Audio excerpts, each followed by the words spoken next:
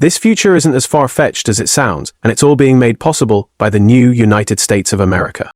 In 2025, the United States executed the biggest foreign policy shift in its history. After nearly a century as a founding member of NATO, the nation that once led the world's most powerful military alliance is now actively working against its own allies, and even threatening military action against two of them. No, this isn't some fantasy cooked up by Vladimir Putin, the man who has spent decades trying to undermine NATO from within, but somehow reality is aligning perfectly with Putin's ultimate goal, the end of American cooperation in the North Atlantic Treaty Organization. And now, with NATO weakened, there are clear signs that Russia is watching closely, ready to exploit the chaos. How did we get here? How would NATO function without the US, and what does the future hold?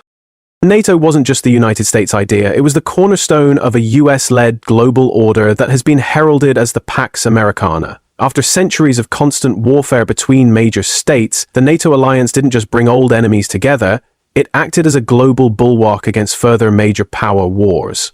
The age of imperialism was officially over. At its inception, NATO had three chief goals: keep the US in, keep Germany down, keep the Soviets out. Having the US remain in the alliance was critical for its success. America was the burgeoning global superpower, and its separation from European politics gave it a neutrality of sorts for others to rally around. Keeping Germany down was all about not repeating the disastrous wars of the past. And lastly, keeping the Soviet Union out of Europe was key for regional stability and peace. The deal was good for Europe, and it was even better for the United States. Being the de facto head of the NATO alliance gave the US massive global influence. It also made it an example for other nations around the world to look to for guidance and leadership. This helped spread US partnerships across the Middle East and Asia, bringing the world closer together and reducing the risk of a disastrous Third World War. It also massively boosted American influence, opening doors for US business and economic interests around the world. NATO was far from a charity case for the US. The Europeans got security, but the US got much, much more out of the deal. This is why the current split between the US and its European partners is all the more bewildering. In just 2 months, America has thrown away much of what it accomplished since the end of World War II, weakening not just itself but the world at large. A focus on America's new golden age ignores the very real decline of US prestige and influence across the globe. Perhaps the best summary comes from Iran's supreme leader, who recently reposted a 2022 tweet warning that America's treatment of Ukraine should serve as a reminder to all that Western support for countries and governments is a mirage.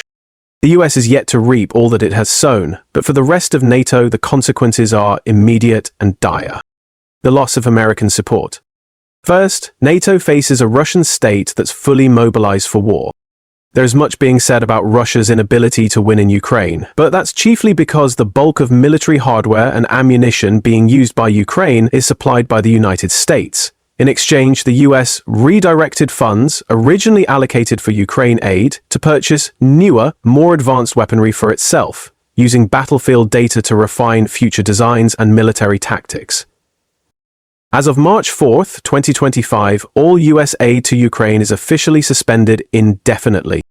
The loss of American aid is expected to cost the Ukrainians dearly, starting in the next 3 to 6 months when their stockpiles of American supplies run low. With Europe still struggling to mobilize its own defense industry and divided by partisan politics, Ukraine is unlikely to receive enough support to plug the hole caused by the termination of American aid. But that's only part of the picture. A major component of US aid to Ukraine has been the silent, behind-the-scenes support that rarely makes headlines, but is just as critical. This is intelligence support, which, at the time of writing, has been paused. This support is absolutely critical for Ukraine's defense, and it's extremely unlikely that Europe could fill this role. Intelligence and surveillance. This intelligence support comes largely from America's extensive network of informants and spies inside Russia, as well as its vast intelligence, surveillance, and reconnaissance (ISR) assets. These include everything from spy drones and AWACS aircraft monitoring Russian movements over the Black Sea, to satellites tracking troop deployments and identifying targets of opportunity. Since the war began, the CIA, NRO, and US military intelligence have worked in close coordination with Ukraine, with unacknowledged US personnel reportedly on the ground. Along the Russian, Ukrainian, and Belarusian-Ukrainian borders, secret Ukrainian intelligence bases, dug underground for concealment, have been equipped and funded by the CIA. But this, too, isn't charity work. In return, Ukraine has provided critical intelligence on Russian weapon systems. As a means of showing their loyalty and trustworthiness, Ukrainian intelligence handed over design documents for Russia's newest nuclear submarines at the start of the war.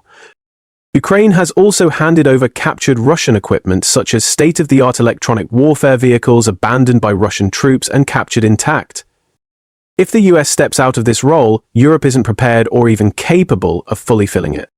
The consequences for NATO.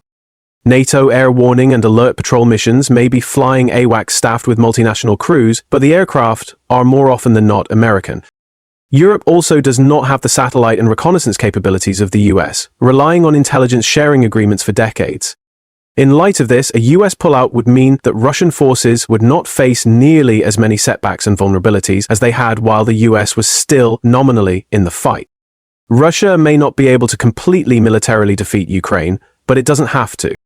A peace deal that allows Russia to retain captured territories would give it valuable time to rest, rearm, and rebuild its combat power. More importantly, it would provide the perfect staging ground for a future offensive, not just into Ukraine, but potentially beyond. And to Europe's horror, the US seems set to negotiate exactly this peace deal behind Europe's back. The fallout. In an unprecedented move, the United States voted in opposition to its allies by refusing to condemn Russia for invading Ukraine in a UN vote. Furthermore, the White House has surrendered all leverage before even entering negotiations with Putin over Ukraine.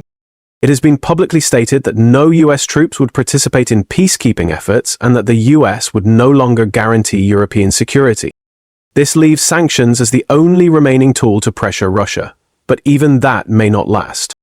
There are rumors already circulating that the American president may have begun the process of removing or easing sanctions on Moscow. All this has been portrayed as a show of good faith to get Russia to the negotiation table. But Russia has made no similar good faith concessions. Whatever the reasoning for Washington giving Russia everything it wants with nothing in return, the message to NATO is clear.